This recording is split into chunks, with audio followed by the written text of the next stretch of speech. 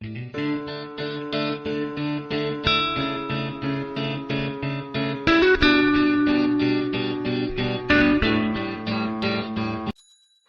haɗin shi ake cewa garnaƙaƙi, ba wahala sai aiki. أعوذ بالله السميع العليم من الشيطان الرجيم. بسم الله الرحمن الرحيم وصلى الله على من لا نبي بعده. السلام عليكم ورحمة الله تعالى وبركاته. yan uwa barkamu da sake kasancewa tare da ku a cikin wannan tasha tamu mai albarka ta Mai Jalalaini TV. Ina kowa da kowa fatan alkhairi da fatan muna cikin koshin lafiya. Kamar yadda kuka sani, wannan channel namu mai albarka lokaci bayan lokaci, ko kuma in ce a kowane lokaci, muna yawan kawo fa'ida wacce take gyara zamantakewar aure. Kasancewar a wannan zamani da muke ciki, akan samun saɓani, rashin jituwa, mace-macen aure sanadiyar wannan matsala ta raunin mazakuta, wacce ma'aurata da dama sun sani, waɗansu ne ba su sani ba, amma akan samu saɓani ta dalilin wannan matsala.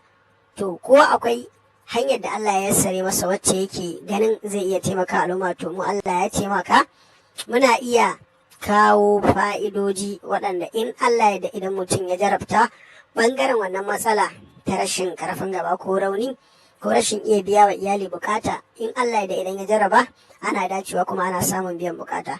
Saboda a koda yaushe muna samun kira da kuma sakonni daga yan uwa a bisa wasu fa'idoji da muka bayar, sun jarraba kuma sun samu biyan bukata.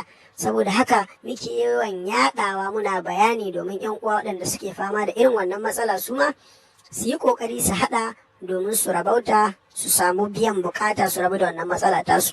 To a yau ma ga wata sabuwar fa'ida, insha Allah duk wanda yake fama saurin kawowa ko rashin ƙarfi, in ya haɗa ya amfani da ita za a samu biyan bukata. Abubuwa guda biyu su za ka nema domin haɗa wannan abu. Na farko shine albasa, onion ko kuma basulun da larabci.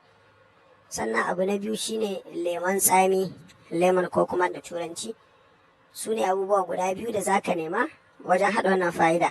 Da farko za ka samu lemon tsami madaidaita guda 3, za ka yanka su gida hudu.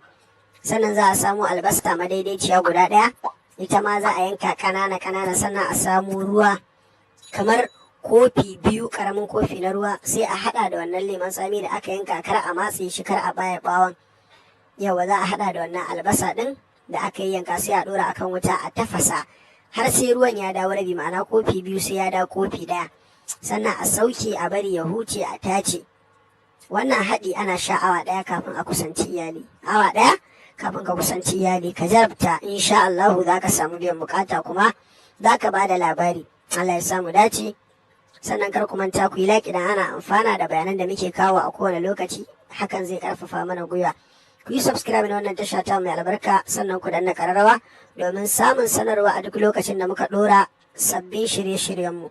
Wanda yake da tambaya ko karin bayani zai iya ajiye mana ta akwatin aje sakonni. Sannan waɗanda suke son shiga group namu akwai link a description, da ma link na sabuwar channel namu ta Dr. Mai Jalalaini, za ku iya duba domin ku kasance a wannan group kuma ku yi subscribe na wannan channel namu mai albarka. Mun gode, wassalamu alaikum wa rahmatullahi ta'ala wa barakatuhu.